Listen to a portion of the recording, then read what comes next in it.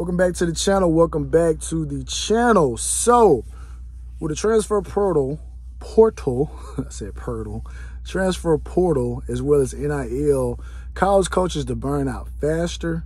What should we as Miami Hurricanes take away from Brandon Ennis' statements?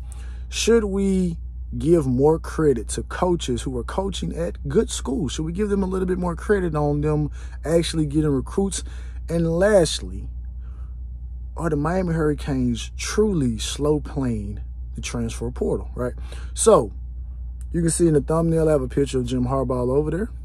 And the interesting thing about Coach Harbaugh, obviously he's, for the third consecutive year, seemingly begging to go back to the NFL, right? And so, most people, some of the media people that I've been listening to the past couple of weeks or so, especially this particular week, especially the last couple of days, they've all pretty much came back with the same synopsis or the same verdict. Coach Harbaugh is seemingly getting burnt out with what college football is right now.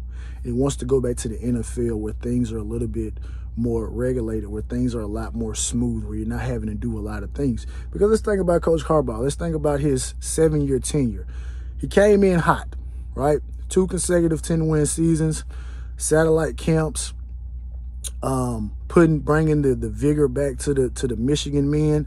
Paul Feinbaum, upon Jim Harbaugh coming back, Paul Feinbaum said, hey, this is the national championship game that we need. We need to see Michigan versus Alabama, Saban versus Harbaugh for it all, right? We got Saban versus Harbaugh in the bowl game, but we didn't get Saban and Harbaugh for all the marbles, right? So I guess from a overall general college football fan who wants to see, coaching matchups for the biggest prize, I guess we all were denied of something, right? But I think about it like this, man. Let's think about this for an instance, right? Let's hypothetically put this out here. Well, let me say this first, and then we'll do the hypothetical. So then you got a guy like Cliff Kingsbury, fired from Texas Tech, was going to get the USC offensive coordinator job, but it was hired as the Arizona Cardinals head coach. So let's look across the landscape of college football head coaches right now. Aside from, I'll say, Nick Saban, maybe Brian Kelly, I think Kirby is still relatively young in his tenure. But for the most part, those are just the guys that come into my mind right now. Maybe even Mario Cristobal, right?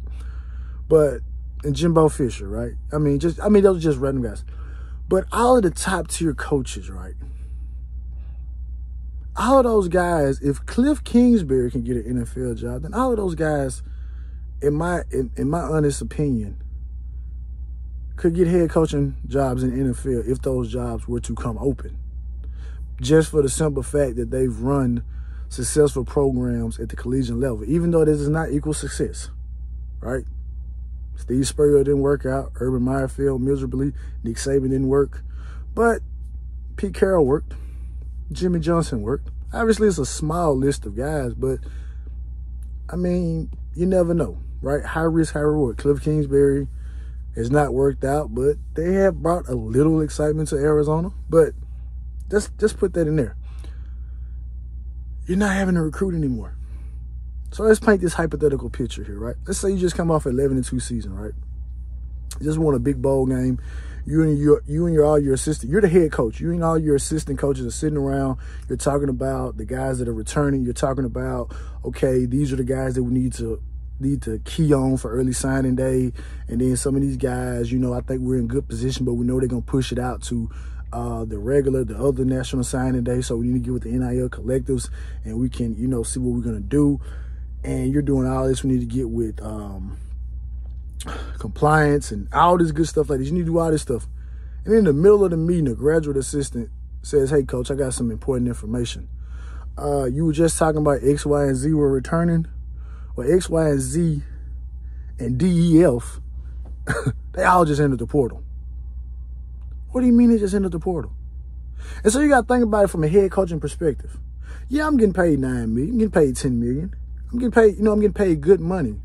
But just think about all this work that we've put in to get some of these guys developed from freshmen to sophomores to juniors and to devote so much to this recruiting class.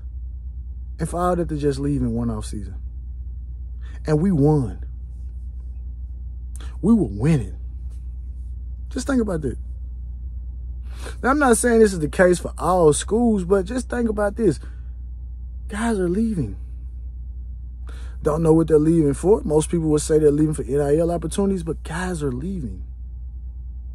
And then, very rarely does it seem that they're talking guys into coming back. So now, you went from saying, well, we don't need to target any more defensive tackles, to now it's like we just had 3 defensive tackles leave.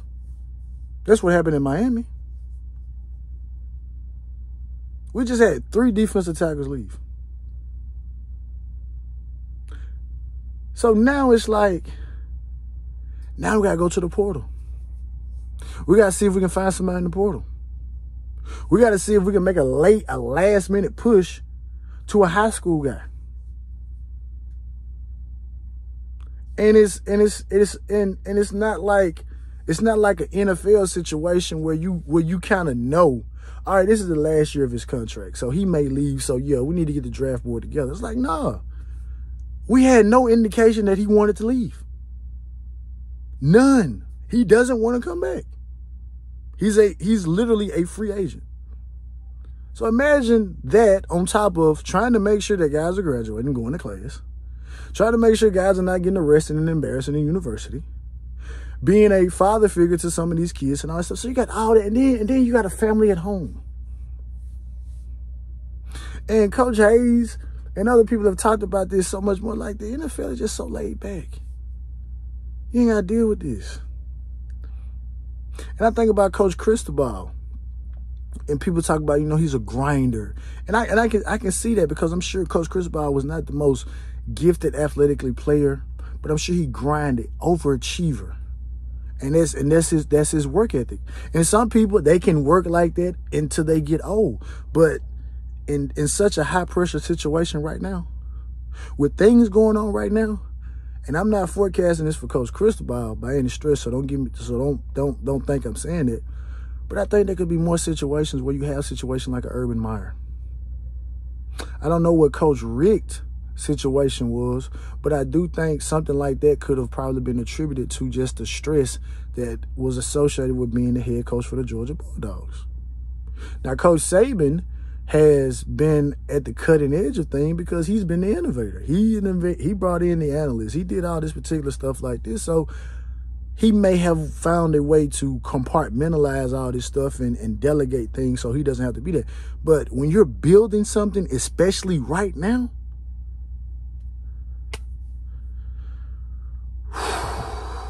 man, that's a diamond over there, but man, I don't think I want it. Right? I don't think I want it. I think it's going to lead to a lot of coaches burning out, especially if you're at these high-pressure jobs, right?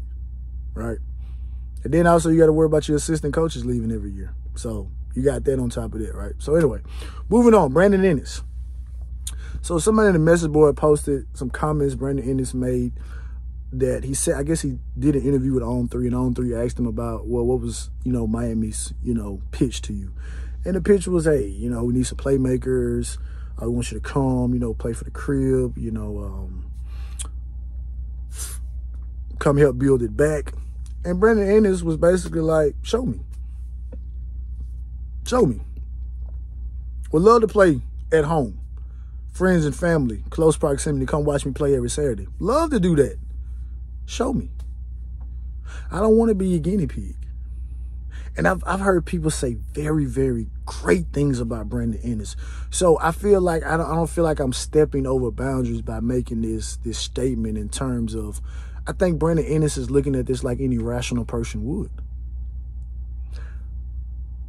You can tell me what you didn't have in Miami, but why didn't you have it at Oregon? Why wasn't that at Michigan? Why do we hear the announcers at the University of Michigan versus TCU game say the University of Michigan does not have an outside threat at receiver? Why do we have to hear that? Why do we have to hear a guy like Micah, whatever the guy was, He was at Michigan. I mean, he was at Oregon. He transferred to Michael Pittman, transferred to Florida State. Why do we have to hear him say he feeling like, hey, he wasn't utilized? And Michael Pittman was a high-star type of player. Why do we have to hear that? So what's going on? Like, you're pitching me this, but I haven't seen it. And Coach Gaddis, I don't want to hear nothing about Alabama because you was just there a year. You was there for a cup of coffee, and then you headed on, what interstate would he be on to get to Michigan? He was in Tuscaloosa, so he went, hopped on 65. I should know these interstates. He got off on 70. So, anyway, wherever he went to, right? You went up I-65. You headed to Ann Arbor. You weren't there long enough at Alabama to make any impact. So what do you have? And so I think, like, Brandon Ennis says, show me, right? And I don't have any intel on this, but Brandon Ennis could have very well been at the spring game and he didn't see it. And maybe the coaches said, don't worry, it's coming. And he got to sit there and watch game after game after game, and it never came. The only time it looked like it was coming was against North Carolina.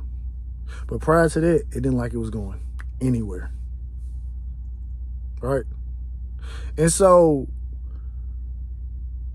now you have to show it because guys are talking about, hey, the two Chaminade guys. One of them is committed to Brian Hartline already. Because Brian Hartline has showed him. We got to show guys what's going on, right? And I know guys will say, well, hey, you know, we didn't get Ennis and Brown and, you know, that Hakeem, whatever. But we got Ray and Robbie. But I ask you this question. When you think, and this is no disrespect to Ray or Robbie, no disrespect. But when you think about wide receivers, what are the first names that come to your mind? And let me give you a clue of the names that you won't think about first. Brandon Stokely, Julian Edelman, what's the other guy name? Wes Welker, or even Cooper Kupp. What those four guys have in common other than the complexion of their skin? They slot guys. When we talking about the best of the best, where we going? Devontae Adams, Randy Moss, Terrell Owens, depending on how old you are, Justin Jefferson, Stephon Diggs, C.D. Lamb, Mike Evans, Chris Godwin. We're talking about those type of guys. Those guys on the outside, those guys are the difference makers. Not saying you can't get down the field with slot guys, but what are we talking about? What is one of the things that I came away from this past weekend of playoff games looking at? Marvin Harrison Jr. is a dog. The wide receiver, the duo of wide receivers that TCU has are very good. The guys that Georgia was able to insert into the game late, those guys are good. Those guys are outside guys for the most part. So that's what you need. And we have to find a way to show them that. The duo at Chaminade, regardless of whatever kind of package, NIL, collective, whatever we got, that don't mean nothing if we can't show them that we can use them. Because at the end of the day, because nobody, why should I have to be the guinea pig when I got Brian Hartline, when I got Steve Sarkisian, I got Lincoln Riley, I'm about to have Hugh Freeze up at Auburn, got Alabama, Brian Kelly with the signing of Jaylen Brown, seems like they trying to get vertical game, trying to go vertical. Florida State obviously look like they're trying to go vertical. Even Johnny Wilson, what they were able to do with him, they went vertical. I did a breakdown. The man was averaging 14 yards a catch. Show me. And at Miami, we haven't been able to do that. So hopefully we can do that. So moving on. And I'm guilty of this, right? I didn't give Coach Adai any credit for the defensive back class that he was able to pull at the University of Georgia. But I think that we do need to give these guys a little bit more credit. These guys that work at these good schools, and they're recruiting very well. I think we need to stop saying, well, the school recruits itself. The school does this. And the reason I say that, because for whatever reason, it seems like people want to have exceptions to the rule. And I think Mario Cristobal is one of the ones that follows an exception to that rule. Because I think when we talk about stuff like this, we say, well, Bama did this, but it's like, but no, Coach Cristobal and Nick said Coach Cristobal was this and whatever. But regardless, guys, I think we need to give guys more respect. I know Brian Hartline is the new darling because of what he's doing at wide receiver. And I've seen guys say, well, man, Ohio State recruits itself. It doesn't take much to develop a 5-star. It really does. Contrary to your belief, because a lot of these projections are based on potential. I don't think Brandon Ennis had the most receiving yards of any high school wide receiver. I don't think Zachariah Branch had the most receiving yards, the most touchdowns, and all that stuff like that. A lot of stuff is based on projections. Just based on potential, what we think you can become. That doesn't mean you have the best numbers, right? So you do need to take some development. It does take time to do that, right? And I wanna, and this is not even Brian Hartline, because I don't know his secret sauce. But like I said, I tell you all the time, I listen to Minister Sports, Zach Smith. And Zach Smith was talking about a particular story, and I think he was talking about the Johnny Dixon, right? Or just generally one of the things that they did when they were recruiting guys. Now, obviously, of course, Urban Meyer's at the University of Ohio State, Zach Smith on staff, you know, whatever, just good program. And Zach Smith said one of the things that they used to do was they had a guy, and I can't remember the coach's name, but what he would do is he would put videos together. And what the videos would be like development. I think it was Johnny Dixon. They had chopped up some clips of Terry McLaurin. And they were showing the release that they had taught Terry McLaurin at Ohio State and how it was so effective at Ohio State. And then they turned around and they were showing him clips of Terry McLaurin at Washington using the same releases, having the same amount of success. And that's what they're using as development. Like, we're showing you this is the skill. This is what we're teaching our guys at Ohio State. And then they're going to the NFL. They're doing the same thing and having success. We're showing you that we can develop you. All right. And so that was just an interesting story, because I'm like, okay, well, that's cool. You know, which I'm sure other schools are possibly doing the same thing. But what it showed me is that things like that, man, are going to go a long way. And obviously, of course, you know, relationships, you know, we got to, you know, can never overlook relationships, right? Relationships in a lot of these deals, you know, become the deal breaker at the end of the day. You got to have these relationships at the same day, at the same time.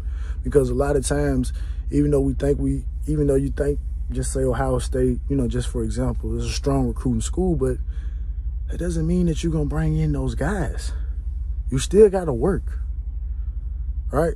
You still got to work. You still got to be able to do that. So, I gotta give Coach Adai some credit. Coach Adai did a fantastic job at Georgia last year, getting those DBs.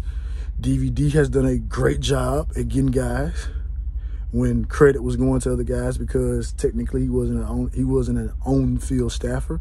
So we gotta give guys a little bit more credit, man. I think we need to give guys a little bit more credit for their recruiting prowess, even if they're at good schools, right? So, lastly, let's get down to the portal. I'll answer the question first. No, I do not think the University of Miami is slow playing the portal, and I'm going to tell you why. This particular year, I think it's more unpredictable, way more unpredictable than it was last year. For the simple fact of the bulk of guys who have production, I'm talking about starters at other schools who have entered the portal. We got 2 of them. Well, 3 of them, honestly. We got 3 of them. And I don't think that you can slow play the portal and get that. And so another thing that I come up with is guys go back to last year and say, well, us slow playing in the portal last year, we ended up getting, what, 4 out of 11 that hit. And my thing is this, and I'm like, it wasn't this amount of quality in bulk last cycle as it is this cycle.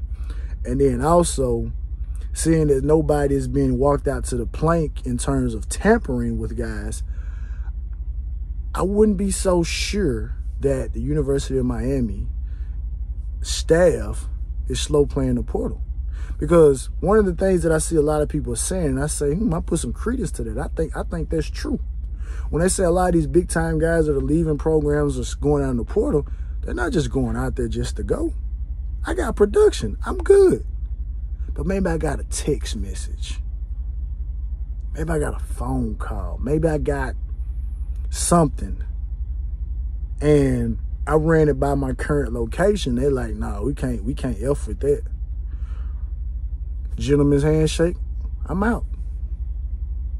Because I know a lot of people talking about the Sam Hartman to Notre Dame was a done deal, and it seems like they're slow rolling it, letting it play out, not to make it seem like it's so obvious, because it would look obvious if you get in the portal and then automatically the next day you go to Notre Dame. It looks too obvious, even though it is obvious. And I know our moderators, and that's, when I say our moderators, I'm talking about guys that are on 247. They're only going to talk about guys who are just entered the portal, right? Because realistically, I think from an integrity standpoint, and even just from a confidentiality standpoint, I don't think y'all that's not professional to say, well, UM isn't interested in this guy. And it's like, but he's still at this school. He hasn't declared, right? So they're working behind the scenes with a lot of stuff. So I don't think UM is slow playing the portal whatsoever. But I do think, similar to the first topic we talked about burning out, I do think when you have an unfortunate set of circumstances where we lose 3 defensive tackles, I do think that does maybe make you pick up the urgency.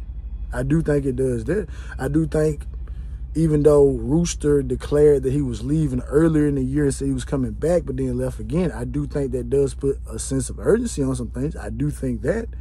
And I think just from the unknown, you don't know what it is because another reason why I say you can't slow play is because you don't really know, you don't know what may happen. Because again, after spring, you could have another 8 or 9 guys leave. Maybe some guys that are leaving from a recruiting class, from last year's recruiting class. You don't know. So I don't think you can slow play something when everything is not already set. If this roster was locked, set for what it is, and there going to be no more deflections from this class, just from this team, then if that was the case and we're kind of moving like we're moving publicly, the public perception would be, oh, we slow rolling. But when we don't know, when you don't know what it is, we know we need defensive tackle help. We know we need outside wide receiver help, right? So I think that they are actively pursuing guys that may be in the portal or may be listening. You know what I mean? So I don't think we're slow playing the portal whatsoever. I think we're just as aggressive as anyone else, and I just think that it's taking some time. And then also you got to add in that there's still a lot of some uncommitted prospects out there that maybe some guys are not paying attention to, and we're also working those guys too. Because at the end of the day, I do take Coach Cristobal at his word that he wants to build this thing from high school recruiting. And I think they're working the portal, but they're still also trying to work the high school guys too at that same point. So that's that. But as always, man, like, share, subscribe, comment, and as always, it's all about the